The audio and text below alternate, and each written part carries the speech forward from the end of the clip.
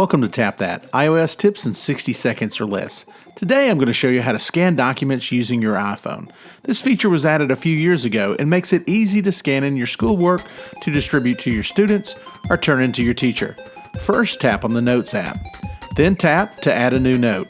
Tapping on the camera icon gives you the ability to scan documents, take photos or video, or insert a photo from your library. Tap on Scan Documents. Place your document where you can see it. Tap on the button. Then you can crop your scan to just include your document. You can retake your document if you're not happy, or tap Keep Scan. Now you're ready for your next page. You can either scan additional pages or tap to save. Tapping on the Share button allows you to airdrop, text message, or email your document or share to various apps. That's it for now. Remember to subscribe to the Tap That channel and like our videos.